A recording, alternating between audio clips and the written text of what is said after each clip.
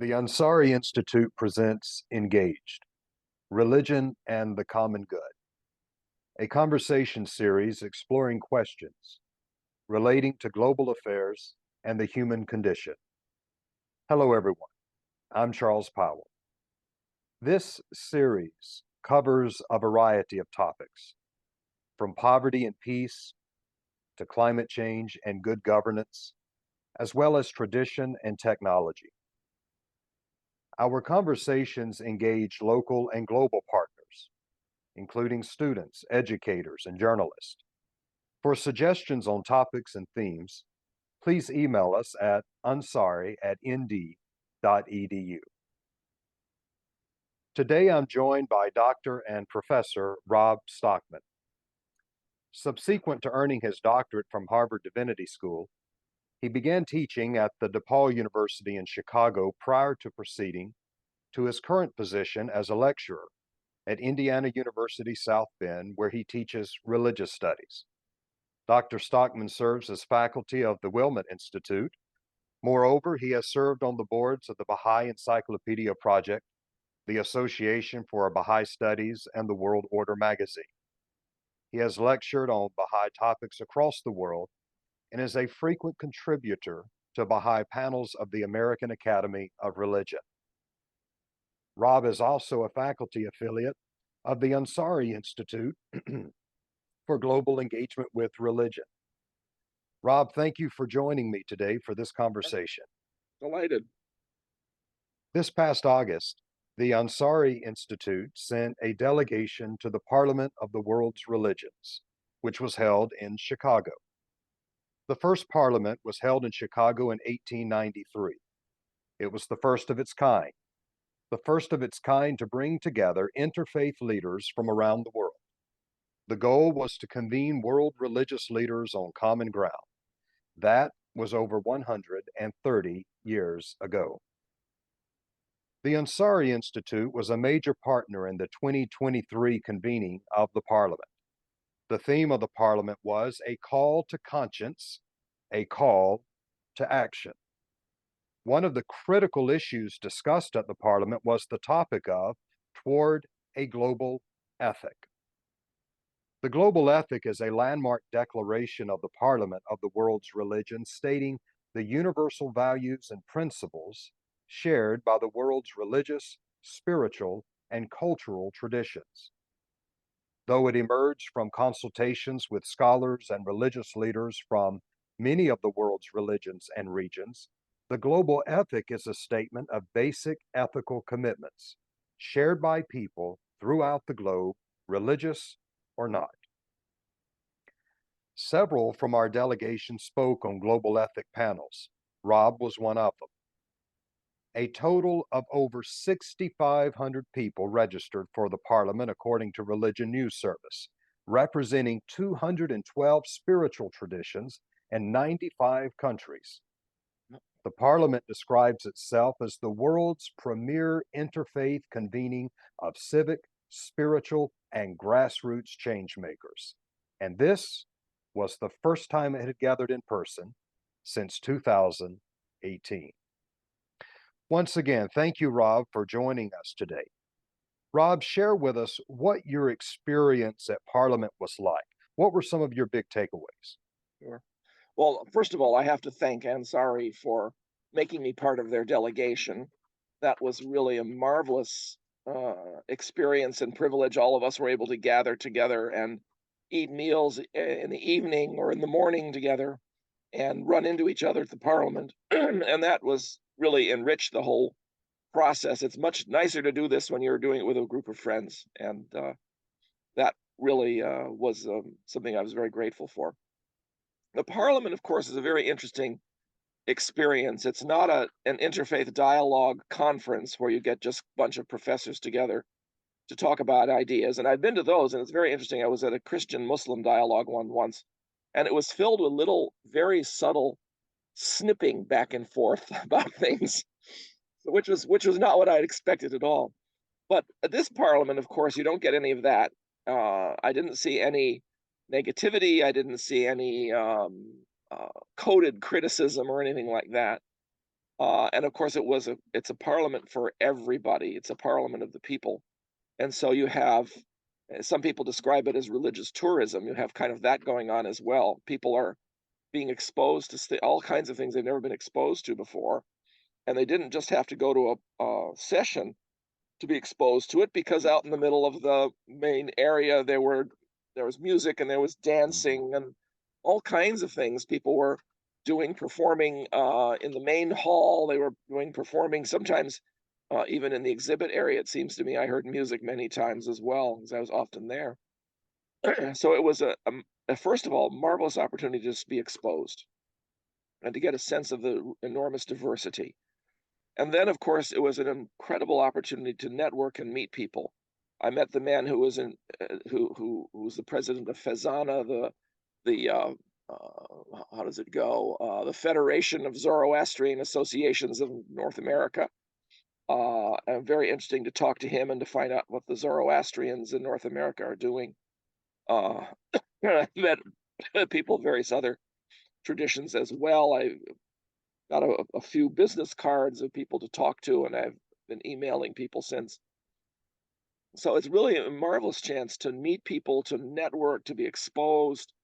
Can't forget the food that the Sikhs prepared, and everybody went at least once to the langar and had a vegetarian meal, sitting cross-legged on a cloth on the ground with strangers all around you that you would talk to while you were eating the food, and really a marvelous experience. And Yes, the Langar meal has come up in every conversation I've had with people of from New course, York to LA. Everyone who attended, that's one of the first things they mention.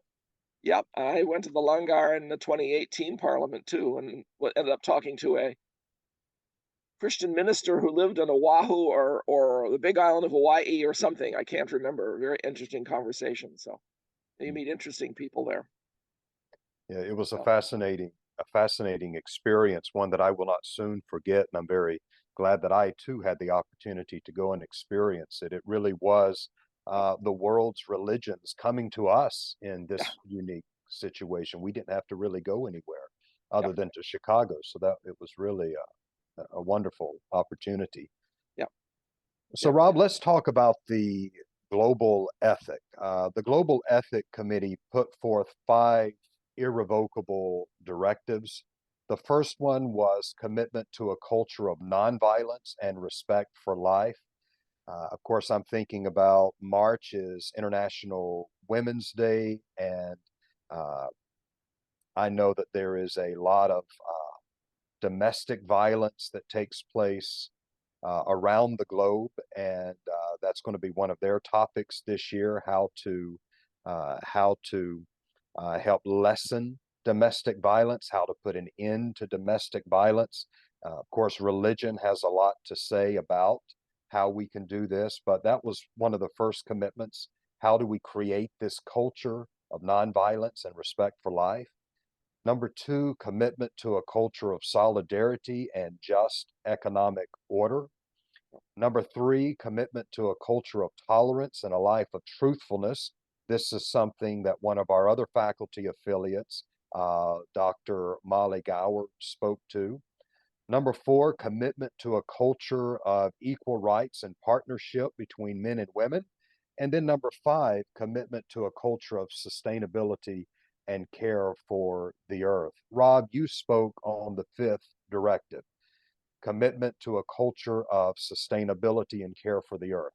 Right. In 2021, Pope Francis addressed the Council of Europe in which he said, and I quote, "The earth is the greatest resource Hmm. which God has given to us, and it is at our disposal not to be disfigured, exploited, and degraded, but so that we can live in this world with dignity," end quote. Right.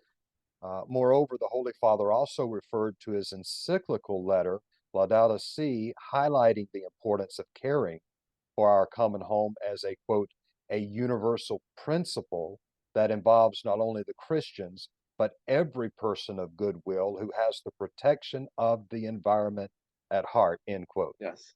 So, Rob, can you share with us, at least from your perspective, what such a commitment entails? Sure.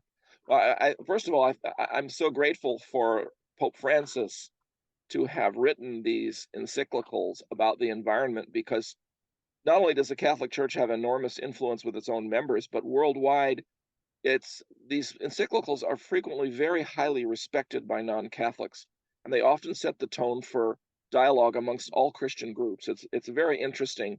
A prominent religion journalist once said to me that the Catholic cyclicals just carried so much more weight because the Catholics can speak from one voice. The Protestants all speak from lots of little voices, and so the Catholic encyclicals really tend to have a big impact.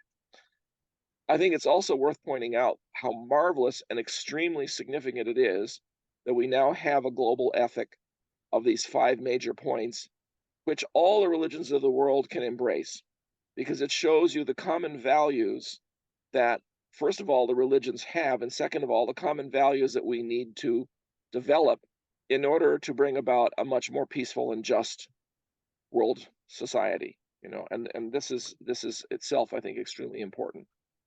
The sustainability goal was just added, of course, and it's interesting they didn't think of it in 1993 or 94. So this is an important modification of the global ethic, and one that I think everyone would very strongly agree with climate change coming along as quickly as it is. For me, the main source of guidance about sustainability, of course, would come from the scriptures of my own faith. And fortunately, I think you find the resources in the scriptures of almost every faith to emphasize the importance of sustainability and nurturing of the earth and protection of the earth, while at the same time, obviously, you have to use it.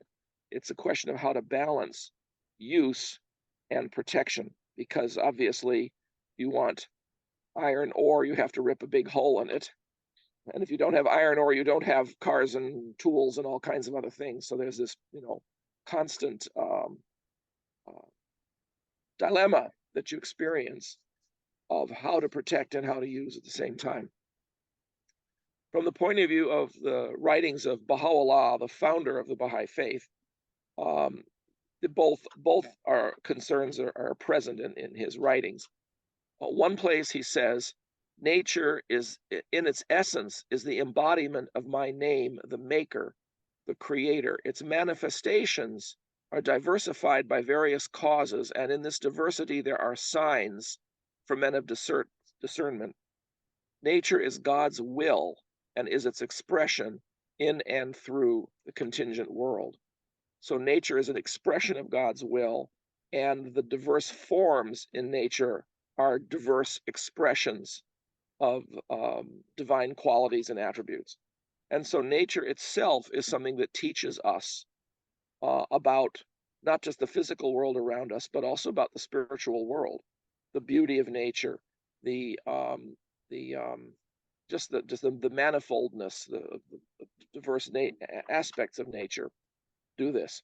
Baha'u'llah also says in another place, every created thing in the whole universe is but a door leading into his knowledge, a sign of his sovereignty, a revelation of his names, a symbol of his majesty, a token of his power, a means of admittance into his straight path.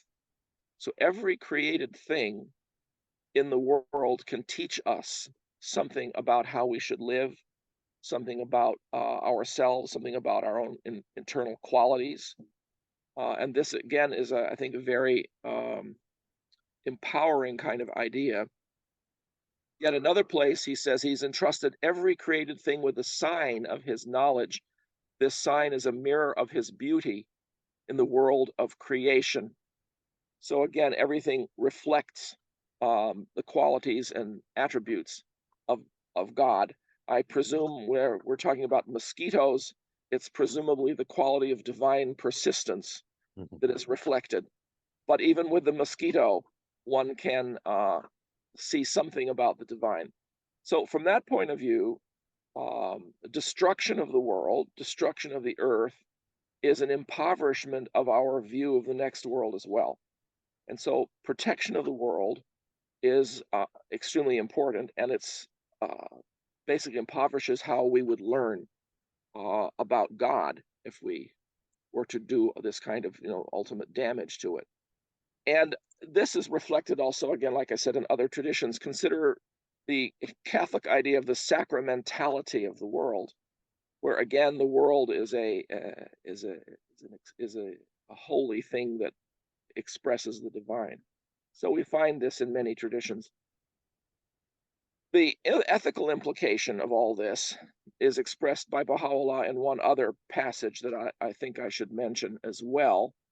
He says that every man of discernment, while walking upon the earth, feeleth indeed abashed, inasmuch as he is fully aware that the thing which is the source of his prosperity, his wealth, his might, his exaltation, his advancement in power, is, as ordained by God, the very earth which is trodden beneath the feet of all men.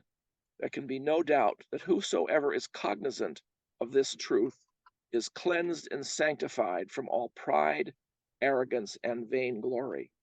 So, recognizing that the earth is the source of everything for us is a source of humility for us as well.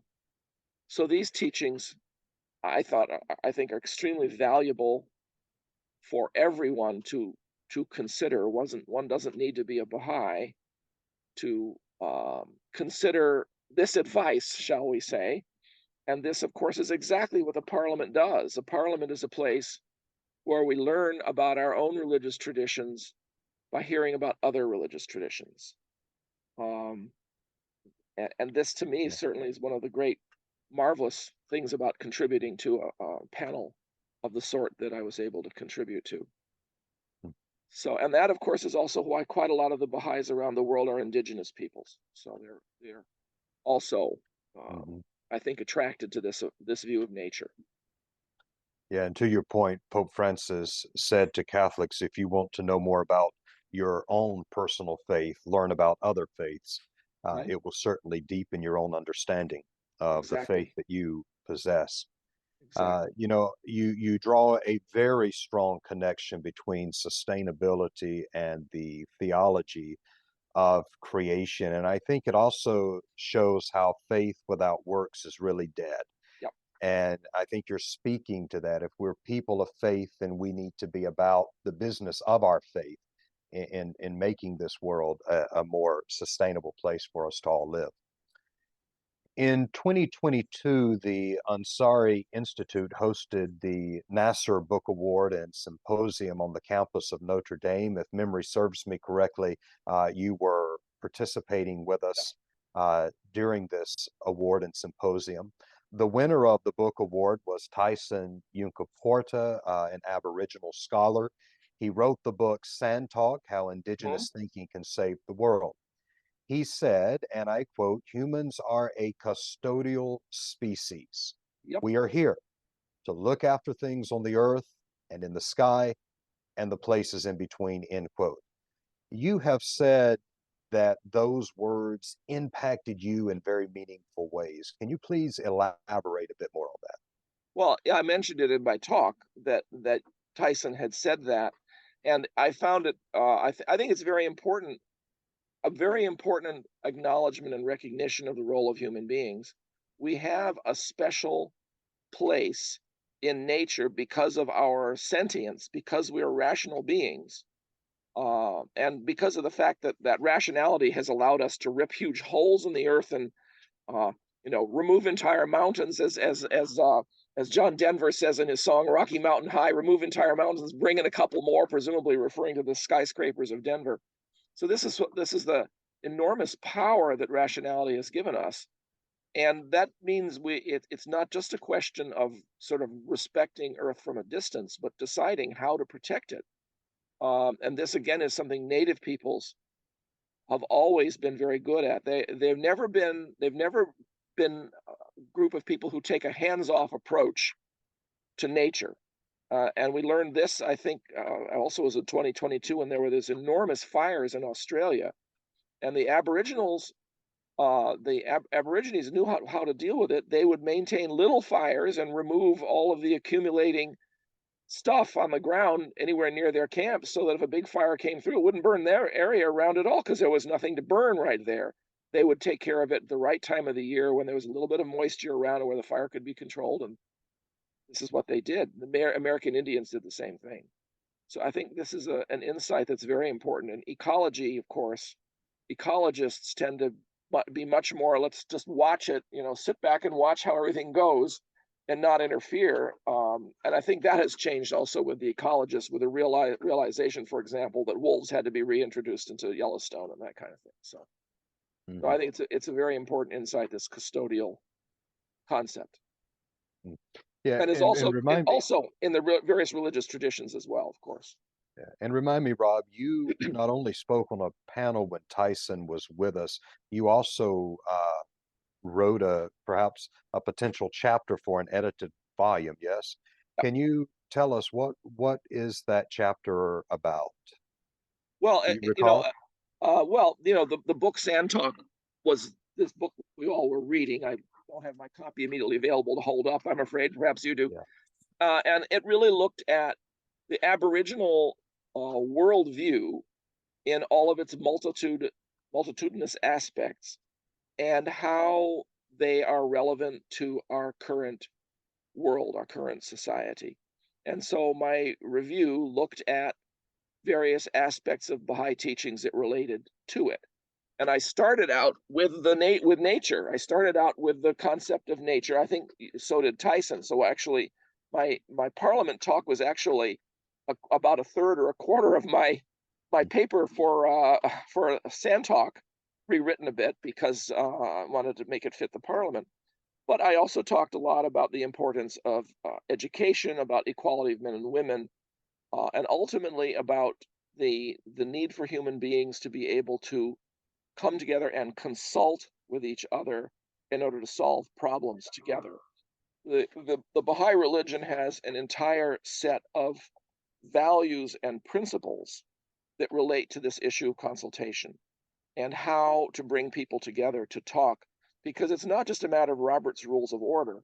The thing that makes consultation work, again, are values of patience, of kindness, of listening. These kinds of personal qualities are the things that makes difficult conversation possible. And these qualities are becoming more and more uh, lost in this current world of ours. Consider the way political discourse is going in this country, where people won't even talk to each other if they're members of another party. They won't even, talk to them over Thanksgiving dinner. In fact, sometimes if they're members of the same family, I've seen this myself, and my my half sister's family apparently is partly torn apart over politics. So this is what happens when ideology comes to dominate over relationality.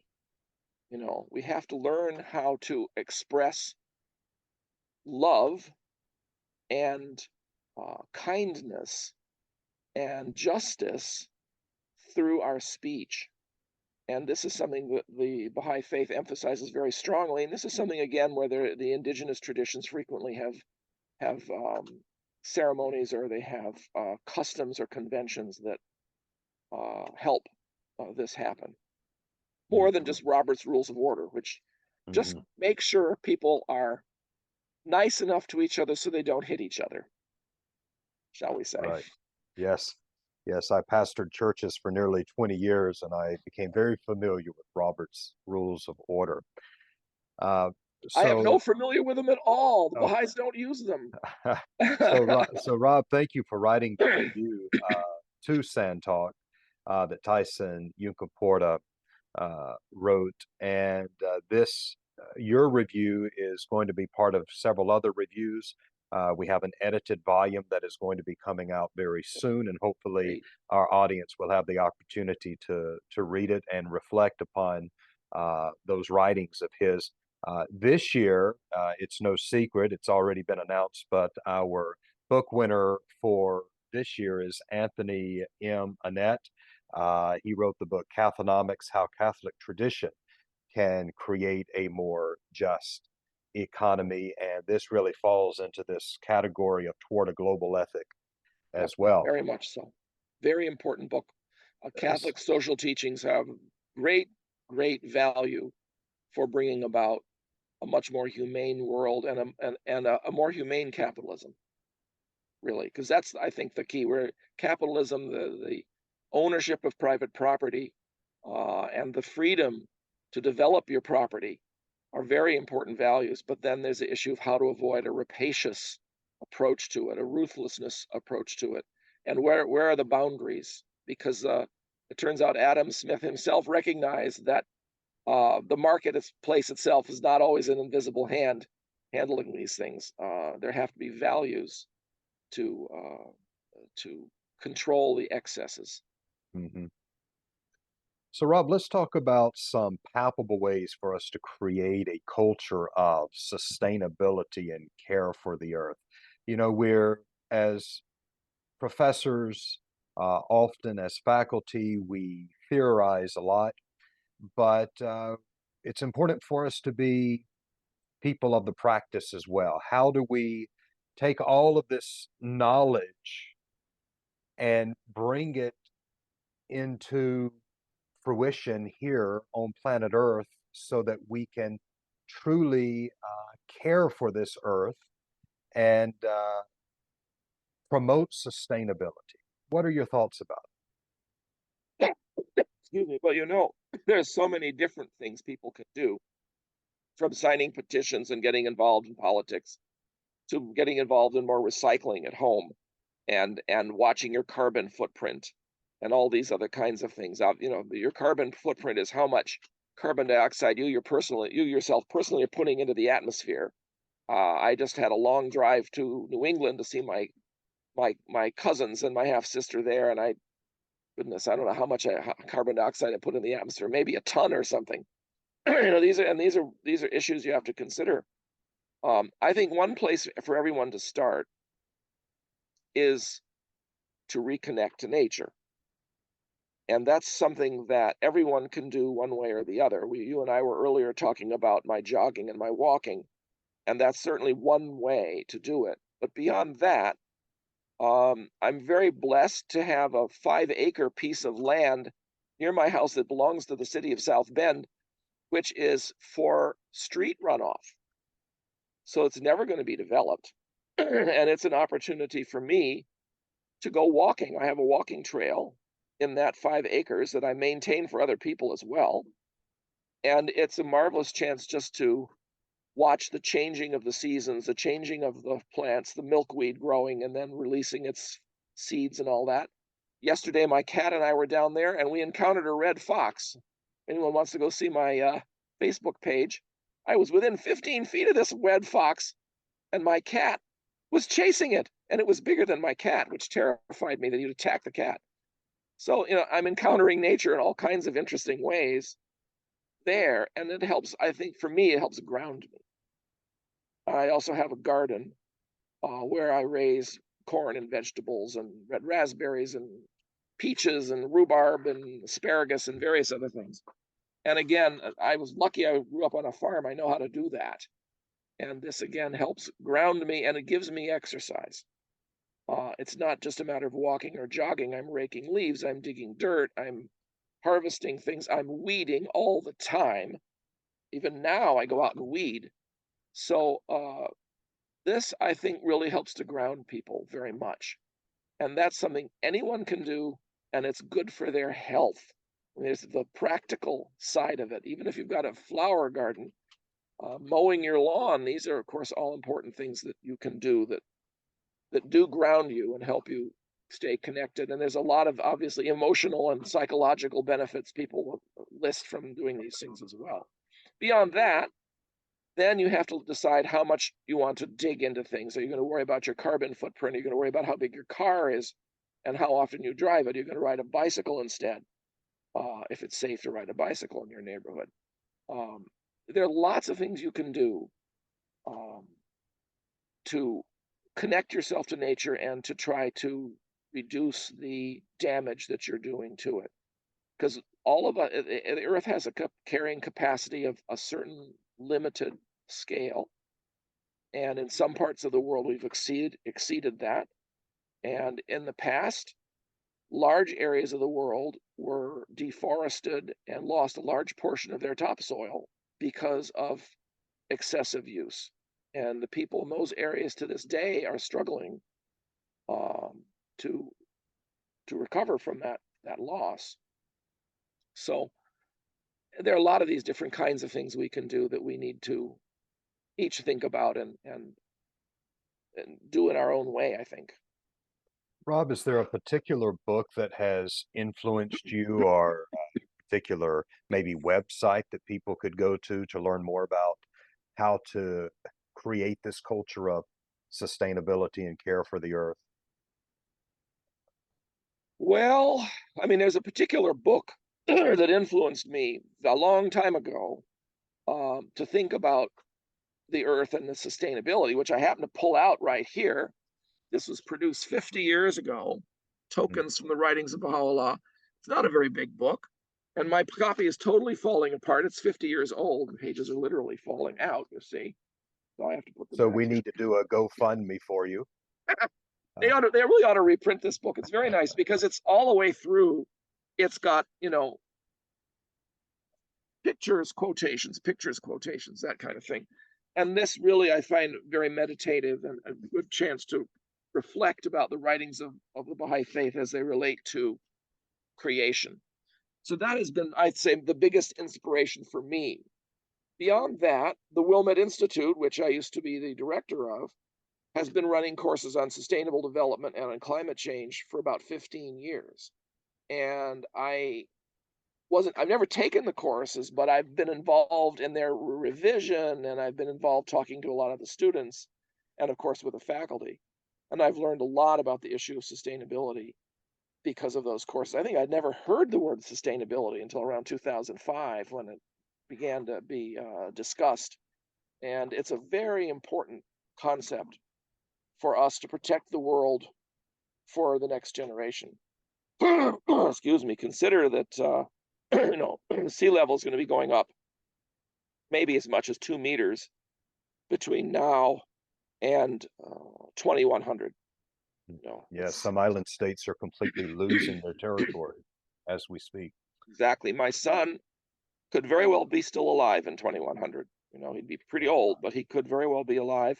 And a lot of places right along the shore, dare I mention Mar-a-Lago down in Florida, it's got to be only a meter or two above sea level. So there's an enormous amount of property, enormous amount of beautiful dunes and nature that are going to be submerged. And people are going to have to spend hundreds of billions of dollars building dikes where they can be built. They can't be built in Florida because of the limestone. The water will go right through the limestone. But in areas farther north, you can build big dikes to protect parts of your cities. And of course, you won't protect the poor neighborhoods. That's just the way our society is. They'll protect the rich neighborhoods first and then run out of money. So people need to be aware of these situations and they need to be cognizant of what contribution they're making. And we have to figure out as a society how to manage this in a way that will minimize the damage and minimize the cost, because obviously cost is something that everyone is afraid of. Everyone says, oh, we can't fight climate change. It'll be too expensive to fight climate change. Of course, it'll be even more expensive for our grandchildren Mhm. to deal with the results. And if we had been dealing with it 50 years ago, 60 years ago, people have known about this for a long time.